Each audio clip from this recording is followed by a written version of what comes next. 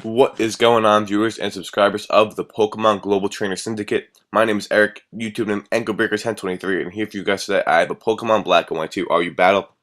This match is against Kameloxyx, who is a pal of mine and is a very good narrator and battler, so you should definitely go check out his channel. His link will be in the description below. And this match is actually a very good RU battle, so I suggest you stick around. And if you like the content, please leave a like rating on this video, and maybe go check out my channel if you are so kind to. So let's get right into this battle. So he's going to lead off with his Rotom, and I'm going to lead off with my Amoonguss.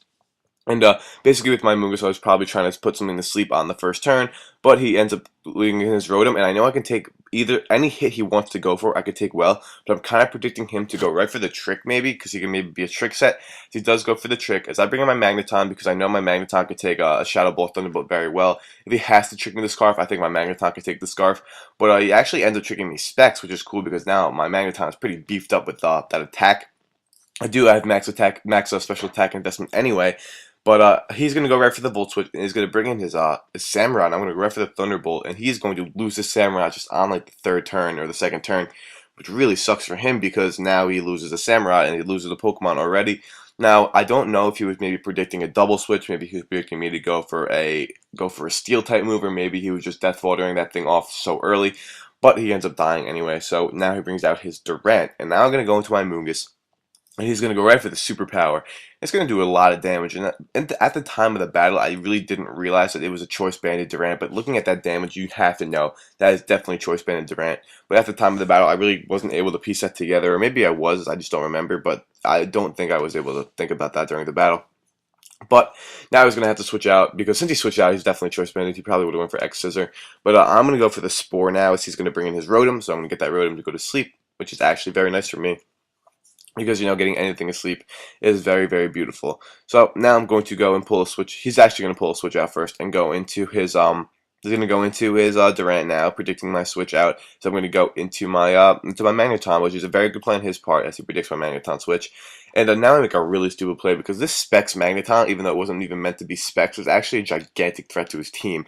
So I stay in, predicting him to go for making maybe an X Scissor or an Iron Head, predicting my Amoonguss in, switching. But he just goes right for that superpower, and he's able to kill me off.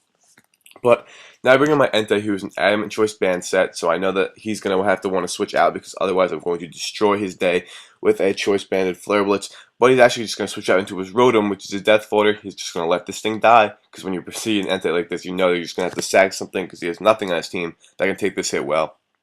So let's go right for the Flare Blitz as he brings in his Rotom. That thing's going to die. And that is also very good for me, because now since his Sleep Fodder is dead, I can put something else to sleep, which is very nice for me.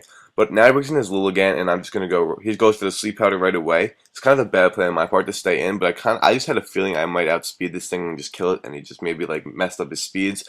But I know he's actually I guess he knows I'm adamant, because I think that they have relatively the similar speeds. He's got to be running Jolly or something. I'm not positive, but now he brings in his Aggron, and I'm just going to go for the Flare Blitz. I'm just trying to wake up and try to go for Flare Blitz to wake up. He actually goes for Autotomize, and he's going to get his speed up there, which is very, very bad for me. And I'm just really basically trying to get my Entei to wake up. But now he's going to go for the Head Smash, and it's going to be able to definitely take out my Entei, because, you know, Rock-type move Aggron is such a threat.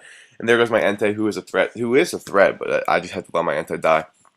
But still life orb damage, so I know he is definitely not a sturdy set, so I can just go into my Hitmonlee, because I am Adamant Scarf. Am I Adamant Scarf? No, I think I'm Jolly Scarf. Actually, I might be Adamant Scarf, but I have my Hitmonlee, so I can go for the high jump kick, because I know I outspeed that thing, and I'm able to kill that thing off. And that brings out his Durant, and I don't want my Hitmonlee, because I don't think Hitmonlee can kill with high jump kick. This is basically why I wanted to switch out, so I'm going to go into my Amoonguss, as he does go right for the Iron Head. And this does way too much damage. That's a Stab Hustle Iron Head. That's definitely Choice Banded. Choice Banded Durant is such a threat. But now since I know he's banded, I'm going to go and pull out a switch into my War Turtle, so I can take the Iron Head with ease. Even though this is a especially defensive War Turtle, I know that I could take an Iron Head very nicely. And that really still does a lot of damage, because that thing is Choice Banded Durant. But now I'm going to go for the Scald now, trying to get a burn on that thing if he wanted to switch in. Actually, he brings out his Lilligant. And I'm going to go for the Scald, and it's going to do absolutely nothing to this Lilligant because of resistances and whatnot. But now I goes for Quiver Dance. I knew he was going to go for Quiver Dance because most of the time if you bring in Lilligant or like a Sleep Powder Sweeper on something that it's super effective too, you know you should predict the switch and go for Quiver Dance first, and then Sleep Powder as it brings in the thing that's supposed to kill you. But so I just go for Ice Beam, and he's going to go for the Giga Drain on the next turn, as my Ice Beam did absolutely nothing. He's going to be able to recover off all that Ice Beam damage and more with the Giga Drain damage, so I'm thinking, God, this thing is definitely a gigantic threat. So now I'm going to bring in my Mesprit. This thing is a Calm Mind set with Stealth Rock, Ice Beam, and Psychic. I have Stealth Rock because nothing on my team can get Stealth Rock, so I just need to give Stealth Rock to something. I'm really hoping that he maybe misses the Sleep Powder so I can go for an Ice Beam. But he does not miss the Sleep Powder. He gets for the Sleep Powder up, and now I'm going to have to switch out. I just brought my Mesprit and add Sleep Flutter. So now I can go to my Amoonguss. So the thing is with my Amoonguss now is if he has HP Fire, I'm kind of fucked because he can definitely break through my Amoonguss. But if he has HP Rock, I can take the hits relatively decently because obviously his Giga Drain stab is going to be doing nothing to me because of the fact that it's quad resisted. And now it's going to go for the HP Fire or Ice, maybe, I don't know which one, and it's going to do so much damage, and I know it's Fire or Ice because it's super effective. Now, I basically this was kind of a bad play on my part because I accidentally lost my Amoonguss when the entire time I could have just went into my Scarf Hitmonlee and I will be able to take a Giga Drain. The entire time I could have just taken a Giga Drain and just high jump kicked it to death. Now, if I would have known that, I would have been able to take a Giga Drain at +2 because Hitmonlee and the Hitmon family is pretty specially bulky. If I would have known, I would have been able to take a Giga Drain and kill him off with a high jump kick. That would have been the first thing I did to kill off this Lilligant. I would have had my Amoonguss a lot to take on his last Pokemon, who is a gigantic threat in the form of Absol. So I'm just going to switch on to my Mesprit. I don't even know why. There's really no point. He just goes for Sucker Punch. Guess trying to run away, PP stall him out. But now I'm just going to go for the Night Slash and kill off my Mesprit. Then on the next turn, since I am a full offensive Hitmonlee, I have to go for an attacking move, and it's actually going to take 2 Night Slashes to kill off my Mesprit.